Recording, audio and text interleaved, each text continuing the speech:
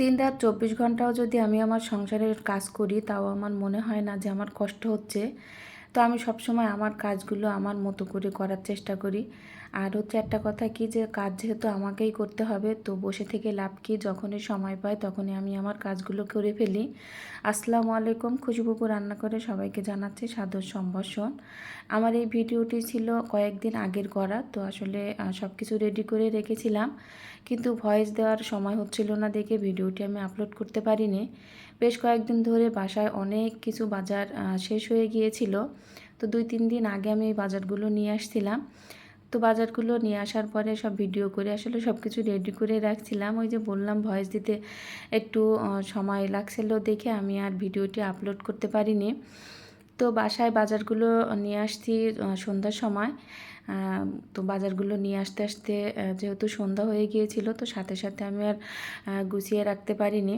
আর একদম র্যাকগুলা খালি, পেঁয়াজ রসুন আদা আলু যে র্যাকে থাকে কোটা কাটা সব গুছিয়ে একবারে খালি।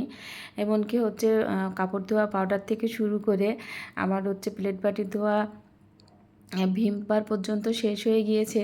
তো সব বাজারগুলো নিয়ে আসলাম। আমার স্বামীজি আবার বাজার নিয়ে আসার পরে ফেলে রাখলে সে ভীষণ বিরক্ত হয় এবং অনেক রাগারাগি করে, তাই সবসময় চেষ্টা করি বাজারগুলো সাথে সাথে গুছিয়ে নেওয়ার। তো চিন্তা করলাম যেহেতু সন্ধ্যা হয়ে গেছে, তো আমি বাজারগুলা পরেই গুছাবো। তো পরে বলতে রাত্রে খাওয়া দাওয়া পর্ব শেষ করে সবাই যখন যার যার রুমে ঘুমাতে চলে গেল, সেই সময় আমি রাত 11টার সময় এসে আমি বাজারগুলো গুছিয়ে ফেলি।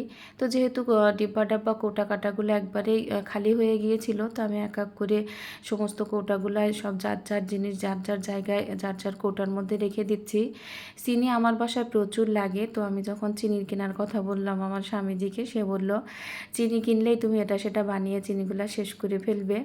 আসলে কি বলবো, আমি সবসময় ঘরের ভিতরে কাজে অকাজে সবসময় এটা সেটা তৈরি করি, আর এটাই হচ্ছে আমার সবচেয়ে বড় দোষ। আর কি বলবো, আসলে আমি এরকমই, রান্না করতে একটু বেশি ভালোবাসি, তো এই জন্যে। তো অনেকগুলো সেমাই লাচ্চা ছিল, সেগুলো আমি কৌটাতে রেখে দিলাম। আর হচ্ছে লম্বা যে সেমাইটা ছিল, সেই সেমাইটা আমি একটা বড় কৌটার ভিতরে নিলাম, পরিষ্কার শুকনো একটা কৌটার মধ্যে নিয়ে সেই সেমাইগুলো আমি ভেঙে তারপরে হচ্ছে বয়েমে ঢুকিয়ে রাখবো। আর সেমাইগুলো আমি হচ্ছে ভেজে রাখতে পারতাম, কিন্তু সেমাইগুলো ভেজে রাখিনি। তার কারণ হচ্ছে সেমাইগুলো তেলে ভেজে রাখলে দেখা যায় একটু গন্ধ হয়ে যায় বেশ অনেক দিন থাকলে। তো যখন আমি রান্না করব তখন আমি সেমাইটা ভেজে নিয়েই রান্না করব।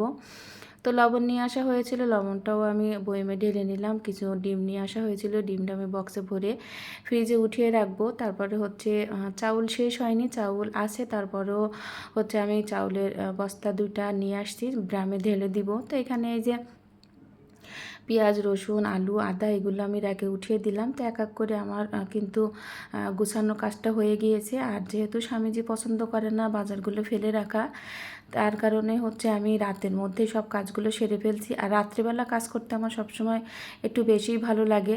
তো আমি যখন এই বাজারগুলো গুছাচ্ছিলাম তখন কিন্তু আমার চুলায় তরকারি ছিল। আমি কিন্তু রান্না করছিলাম পরের দিন সকালের নাস্তা এবং হচ্ছে দুপুরের রান্না। তো এখানে হচ্ছে সকালের নাস্তা হচ্ছে ডাল ডিম ভুনা, সাথে হচ্ছে মুরগির মাংস কাঁচা কলা দিয়ে মাছ, আর ছিল হচ্ছে চিচিঙ্গা ভাজি।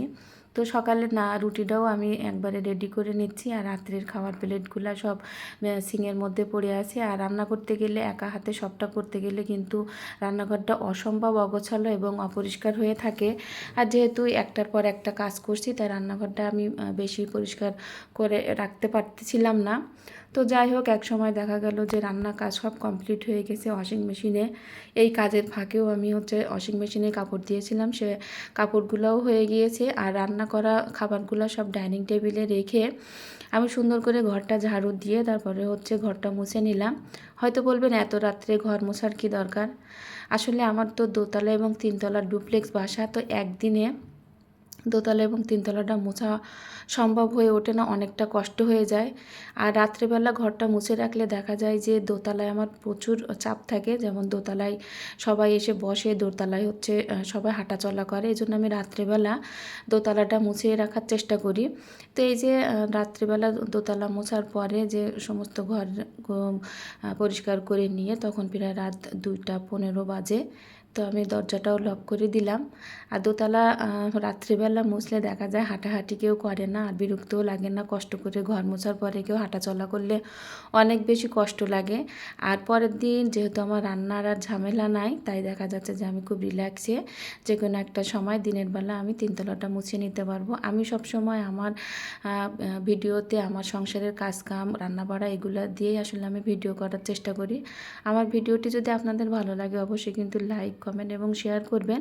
আর আমার পেজটি কিন্তু ফলো দিয়ে রাখবেন। ভিডিওটি আমি আজকের মতো এখানে শেষ করছি। আর নতুন আরেকটি ভিডিও দেখার আমন্ত্রণ জানিয়ে সে পর্যন্ত সবাই ভালো থাকবেন। আল্লাহ হাফেজ।